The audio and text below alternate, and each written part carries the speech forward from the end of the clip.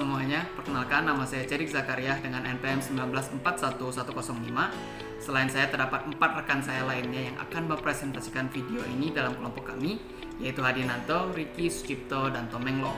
Nah teman-teman, video ini merupakan video presentasi dari kelompok kami mengenai tugas ujian akhir semester dalam mata kuliah Komunikasi dan Etika Bisnis serta Manajemen Proyek mengenai analisa bagaimana usaha yang kami rencanakan ini bernama Aneka Produk Asal Kaca sebagai usaha dalam mengelola limbah kaca menjadi produk yang beraneka ragam. Tanpa memperpanjang waktu lagi, presentasi ini akan diawali oleh rekan saya Sucipto. Halo, nama saya Sucipto dengan nomor NPM 1941140. Latar belakang gambaran usaha. Aneka produk asal kaca yang kami singkat APROKA merupakan ide bisnis usaha bersifat sosial yang bergerak di bidang kerajinan daur ulang limbah kaca menjadi produk beraneka ragam yang memiliki nilai keindahan sekaligus fungsional. Media penjualan usaha APROKA ini ada 2. Yang pertama itu ada offline, yang kedua online. Terdapat 5 jenis produk kami, yaitu ada pot bunga, vas bunga, tempat peralatan, akuarium mini, dan hiasan ruangan. Soalnya ada latar belakang omset usaha kami. Karena usaha ini kami belum jalan, jadi kami masih dalam tahap perencanaan dan belum dijalankan sama sekali. Soalnya yaitu bab 2, kajian teori analisis usaha, yaitu ada visi, misi, dan prinsip etika bisnis. Visi adalah artikulasi pencapaian atau masa depan yang diinginkan oleh suatu individu ataupun kelompok. Misi itu adalah tujuan suatu individu atau kelompok ataupun pernyataan tentang apa yang harus dilakukan untuk mencapai suatu keinginan. 3. Prinsip etika bisnis merupakan hal yang tidak mengabaikan ciri khas sistem nilai dari tiap bisnis pada masyarakat.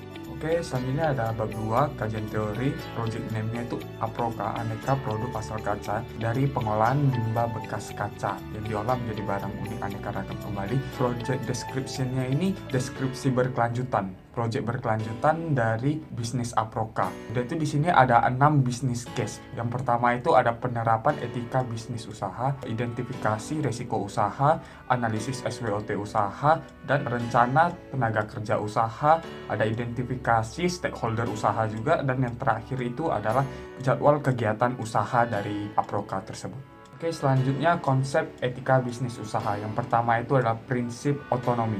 Prinsip otonomi ini kemampuan seseorang dalam mengambil keputusan di mana berdasarkan kemampuannya tersendiri. Yang selanjutnya itu ada prinsip kejujuran. Prinsip kejujuran ini sangat penting dalam dunia usaha dan dunia pekerjaan. Itu yang membawa suatu keberhasilan. Dan ada yang ketiga itu adalah prinsip keadilan, di mana suatu perusahaan meletakkan aturan yang setara kepada seluruh karyawan di perusahaannya. Yang ketiga itu adalah prinsip saling menguntungkan, di mana di kedua belah pihak itu saling mendapatkan keuntungannya. Yang kelima itu ada prinsip integrasi moral, di mana seorang karyawan jika bertemu dengan pihak lain harus menjaga sikap dan etikanya supaya tidak mencoreng nama baik perusahaan.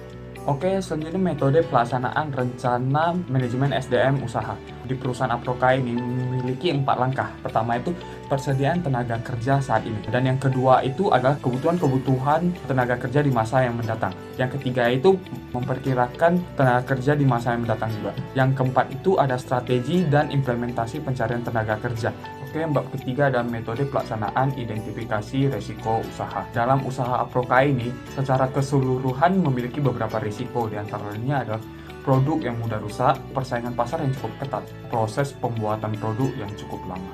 Perkenalkan, nama saya Ricky dengan NPM 1941097. Sekarang kita masuk ke bab 3, yaitu jadwal kegiatan. Seperti yang dapat dilihat di slide ini, kami menuliskan tahapan kegiatan kami dan mengurutkannya berdasarkan kuartal pelaksanaan kegiatan tersebut. Lalu kita masuk ke slide analisis SWOT dari usaha APROKA ini. Nah, di slide ini dijelaskan bahwa apa saja kelebihan, kekurangan, peluang, dan ancaman dari usaha APROKA ini.